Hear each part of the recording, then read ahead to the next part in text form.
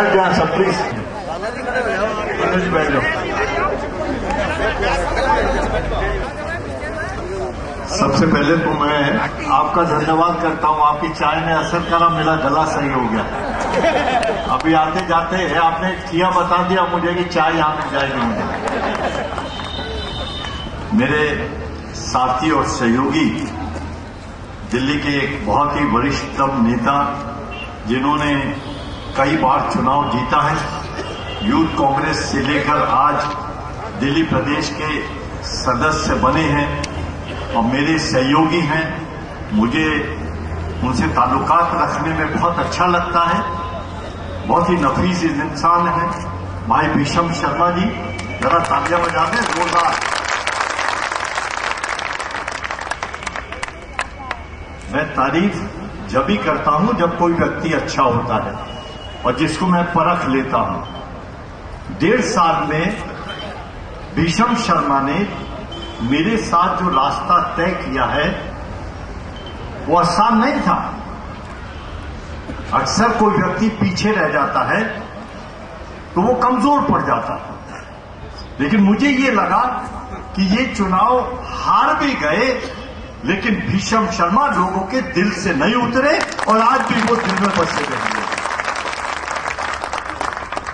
हमारे जिला कांग्रेस कमेटी के अध्यक्ष आदरणीय सुरेंद्र पाल बिट्टू जी, मेरे प्रदेश कांग्रेस कमेटी में सीनियर सहयोगी सुरेश मलिक साहब और यहां सविता शर्मा जी हैं, हमारे ब्लॉक अध्यक्ष पंडित जी हैं, पॉल साहब हैं, बेदी साहब भी देखा था मैंने, वो बल्लो पहलवान भी थे या श्रीराम कॉलोनी से चले गए, और भी अरविंद कश्यप जी जिन्होंने आज ज्वाइन किया है। प्रदेश कांग्रेस कमेटी में मेरे कई मेंबर हैं जिसमें बागड़ी जी हैं, विनोद राणा साहब हैं, विजेंद्र जी हैं, और भी कोई हैं प्रदेश कांग्रेस कमेटी का मेंबर, सुखबीर चौधरी जी हैं, और यहां उपस्थित हमारा यूथ कांग्रेस के हरिकिशन जिंदल जी हैं, यूथ कांग्रेस के जो सहयोगी दीपक के साथ का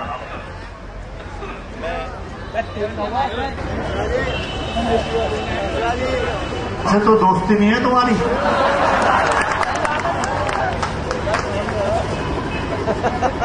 आज हमने एक लंबी पदयात्रा की यहां, और आज से पहले जब मैं आया था भीषम भाई के चुनाव से पहले, जब इससे भी लंबी पदयात्रा हमने की थी। हम कांग्रेसी हैं इसका एहसास कैसे हो? क्या है कांग्रेस? हमारा क्या काम है? जो पार्टी में काम करते हैं या जो चुने हुए नुमाइंदे हैं उनका काम क्या है? ये पार्टी लोगों से बनी हुई पार्टी है। आजादी की लड़ाई में बहुत पहले 1889 में ये पार्टी बनी थी। 125 साल इस पार्टी ने पूरे करे। ये पार्टी कैसे बनी, किस काम के लिए बनी, कौन लोग इसमें शामिल हुए जब इस पार्टी को नाम मिला? ये कोई पैसे वालों की पार्टी नहीं है। उस समय जब कांग्रेस का झंडा लेकर अंग्रेजों के खिलाफ लड़ने का वक्त था तो हिंदुस्तान का वो व्यक्ति जिसके पेट में रोटी नहीं थी, हिंदुस्तान का वो व्यक्ति जो खेत में मजदूरी का काम करता था, जो बेरोजगार था, जो नौजवान था, उस सब ने महात्मा गांधी की क़यादत में या उससे भी पहले कांग्रेस के झंडे के नीचे उस संघर्ष को शुरू करा। कोई किसी को पैसे नहीं दे रहा था, कोई तनख्वाह नहीं दी जाती थी। लाखों करोड़ों इंसान अपना घर छोड़कर उस लड़ाई में कांग्रेस के झंडे को लेकर कूद पड़े। क्या था? जज्बा था। मुश्किल है ये कहना कि पेट में रोटी नहीं हो और फिर भी आदमी झंडा लेकर खड़ा और ये कह रहा है हिंदुस्तान जिंदाबाद, और ये कह रहा है कि नहीं अंग्रेजों भारत छोड़ो, हमें अपना देश चाहिए। यह आसान काम नहीं था। शहीद भगत सिंह की उम्र मालूम है आपको? सिर्फ 23 साल। वो चाहते तो बच के निकल भी सकते थे, लेकिन निकले नहीं। उन्होंने अपनी जान दे दी ये दिखाने के लिए कि मैं बचना नहीं चाहता, लेकिन सारी दुनिया को दिखाना चाहता हूं कि अब हिंदुस्तान की आजादी को कोई रोक नहीं सकता और ये अंग्रेज हमसे ज्यादा ताकतवर नहीं है।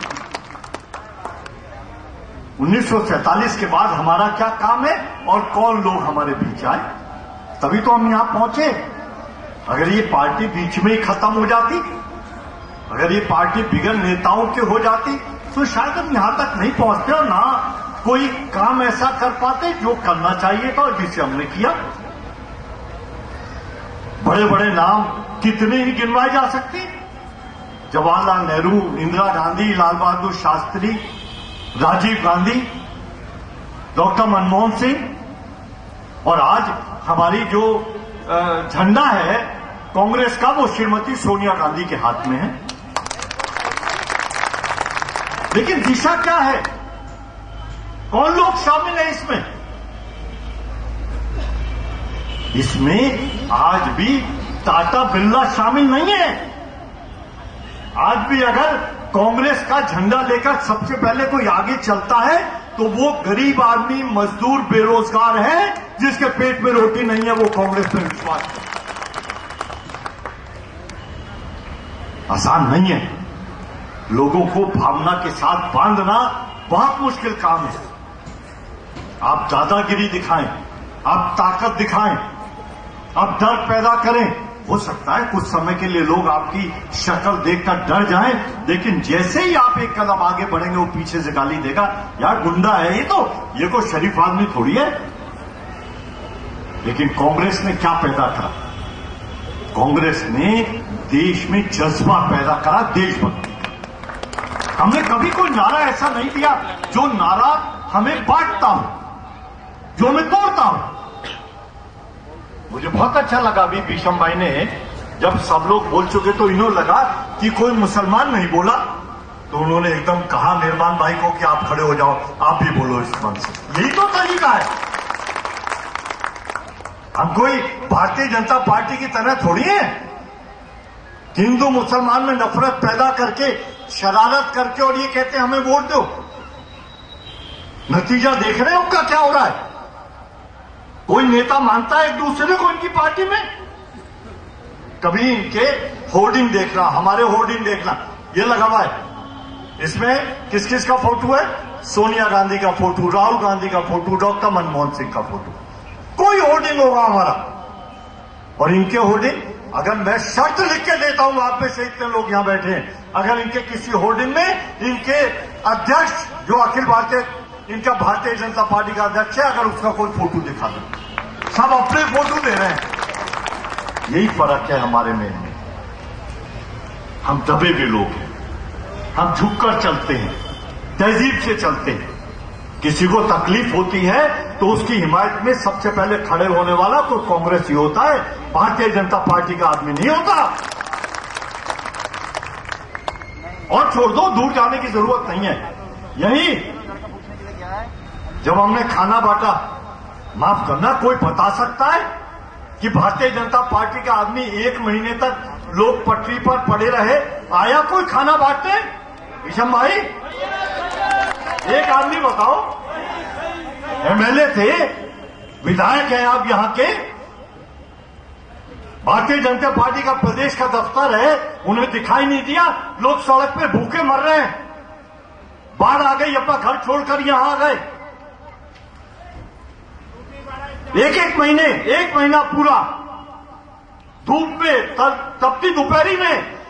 मैंने एक दिन भीषम भाई को कहा, मैंने कहा बहुत पैसे लग रहे होंगे, हम प्रदेश की तरफ से मदद कर दें? कह लेंगे नहीं, मेरा फर्ज है। वही फर्ज का एहसास दिला रहा हूं आपको, दिखावा नहीं था, मांगा नहीं, कहीं से लाए हो, अपने घर में कम खाए हो, लेकिन उन गरीब आदमियों के पेट में रोटी देने के लिए आप 2-2 घंटे मेरे साथ पैदल चले जाए। यही तरीका है। किसको पसंद करते हैं लोग? चुनाव आदमी हो नहीं हो, बेमायने हो, वो आदमी चाहिए जो हमारा दोस्त हो, हमारा भाई हो, जो नफरत ना पैदा करता हो, जो बांटता ना हो। क्या है सोनिया गांधी? आसान काम है।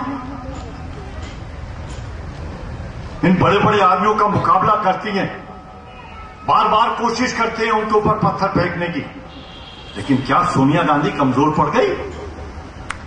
क्या सोनिया गांधी ने रास्ता बदल दिया? क्या सोनिया गांधी ने कांग्रेस की पतवार छोड़ दी? आज भी पूरी पार्टी चला रही है और पूरी सरकार को दिशा निर्देश दे रही है और सारी दुनिया में हिंदुस्तान का झंडा ऊंचा कर रखा है। इनसे तो अच्छे हैं।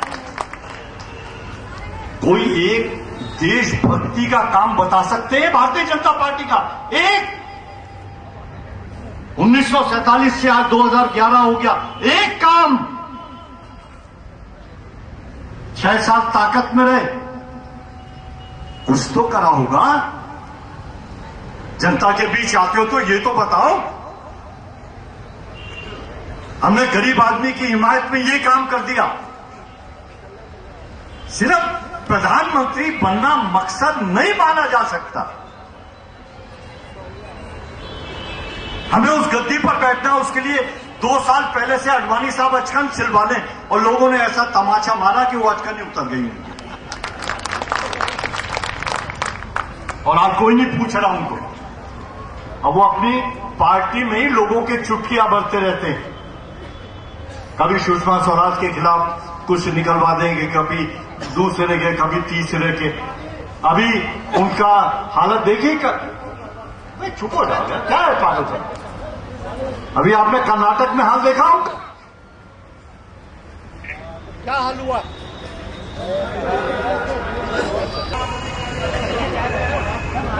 क्या है? तो ले जाए यार पकड़ के। क्या हुआ कर्नाटक में? क्या तमाशा हो रहा है वहां? उन्होंने सरकारी जमीन अपने रिश्तेदारों में बांट दी 1 रुपए गज में। कांग्रेस ने उस पर एतराज करा, लोगों ने एतराज करा। जब उनकी पार्टी ने अपने मुख्यमंत्री को कहा कि तुम्हारी वजह से हमारी बदनामी हो रही है, तुम इस्तीफा दे दो, तो उसने इस्तीफा देने से मना कर दिया। ये तो इस पार्टी का हाल है। हमारे यहां अगर जरा सा कोई आक्षेप लगा महाराष्ट्र में तो एकदम मुख्यमंत्री को कहा नीचे आ जाओ और दूसरा आदमी बना दिया। ये हमारी पार्टी में और उस पार्टी में फर्क है। आज 100 करोड़ के हिंदुस्तान को किस चीज से जोड़ा जा सकता है? क्या चीज चाहिए? लोग बेरोजगार हैं, उनको रोजगार चाहिए। जो गरीब आदमी है उसकी भूख मिटाने के लिए रोटी चाहिए। जो सड़क पे बैठा हुआ है, पटरी पे बैठा हुआ है, उसको छत चाहिए। हमारे बच्चे अच्छे स्कूल में चले जाएं, हमारे बच्चे अच्छी शिक्षा पाले, हमारे बच्चे अच्छी तरह रहें। यही तो चाहते हैं, और क्या चाहते हैं? और इसी के लिए जब भी हम आते हैं, हम कदम उठाते हैं। आज जो भी कमी इस क्षेत्र में रही, मैं नहीं कहता, मैं किसी पे आक्षेप नहीं करूंगा, लेकिन मैं एक बात जानना चाहता हूं। मेरा पहला सवाल है, मैं 1.5 साल से यहां हूं। आप में से कितने लोगों ने मेरे अखबार में बयान पढ़े होंगे जो मैं अपनी सरकार के जो गलत नीति है उसके खिलाफ बोलता हूं? पढ़े या नहीं पढ़े? और ये जो यहां का विधायक है, ये भारतीय जनता पार्टी का विधायक है, इसको तो मेरे से ज्यादा तेज होकर बोलना चाहिए था कि मेरे क्षेत्र में ये कमी है, इन कमी को कांग्रेस की सरकार दूर नहीं कर रही। क्या आप इतने लोग बैठे हैं, एक आदमी हाथ उठाकर बता दे कि पिछले 1.5 साल में या उसके कार्यकाल में 2 साल के अंदर उसने एक भी आवाज अपनी जनता के लिए उठाई हो? एक आवाज बता दे। मैं चैलेंज करता हूं, लगाओ, कॉमन मंच लगाओ, बैठेंगे एक जगह। अब इससे पहले चले जाओ, बिशप शर्मा मेंबर थे यहां से, कितनी बार अखबारों में आपने इनका नाम पढ़ा, सरकार के से मांग करते हुए कि हमारे ये काम नहीं हो रहा है, हमारे ये काम नहीं हो रहा है। इसी मूल की मुखालफत करते हुए कितनी बार इन्होंने बयान दिए, पानी के ऊपर, बिजली के ऊपर, सड़क के ऊपर, सीवर के ऊपर। यही काम है हमारा। तुम मुखालफत में होकर मांग नहीं कर सकते और हम ताकत में अपनी सरकार के सामने खड़े होकर हम ये कहते हैं हमारे अंदर ये कमी है और इसे पूरा करना पड़ेगा। लोगों को कांग्रेस की सरकार से उम्मीद होती है, लोगों को ये होता है कि कांग्रेस के मुख्यमंत्री बन गए, कांग्रेस की सरकार आ गई, अब हमारा भला हो जाएगा। और अगर उसके अंदर कोई कमी रहती है तो उसका डटकर हमें विरोध करना चाहिए। और मैं भीषम जी से कहूंगा कि मेरी तरफ से छूट है, मुझे नहीं मालूम पहले क्या होता रहा, लेकिन मैं कहता हूं आपको कि अगर आप कमजोर पड़ जाते हैं तो माफ करना, मेरे दोस्त नहीं होंगे किसी सूरत में। जब मैं चुप नहीं रहता, मैंने कहा 4 पुल बनाओ, मैंने ये कहा कि 100 करोड़ में पुल बनता है 1 साल में, तो हमें 1500 करोड़ का पुल नहीं चाहिए। ये गरीब है हिंदुस्तान, ये पैसे वाला हिंदुस्तान नहीं है, ये टाटा बिरला का हिंदुस्तान नहीं है। या रोटी देनी है गरीब को, 1500 करोड़ के पुल की क्या जरूरत है? अगर इस क्षेत्र का विकास चाहते हैं तो नाले बंद करो, ये सड़कें बनाओ, यहां की जो ओवरब्रिज बनने, अंडरपास बनने वो बनाओ, जो चौराहे बनने हैं वो चौराहे ठीक करो, अच्छे स्कूल बनाओ। और काहे के लिए आई है कांग्रेस की सरकार? और कांग्रेस की सरकार से मांग नहीं करेंगे तो क्या भारतीय जनता पार्टी से आकर मांग करेंगे? हमारा क्षेत्र है, हमारे लोग हैं, इनके लिए काम करना है। आइए इकबाल साहब, बहुत देर से आया, आप हमारे ब्लॉक अध्यक्ष हैं, आइए इधर आ जाए। कयूम साहब, तो आज हम वायदा करते हैं आपसे, हम कांग्रेस की सिपाही हैं, कांग्रेस का झंडा लेकर दिल्ली में निकले।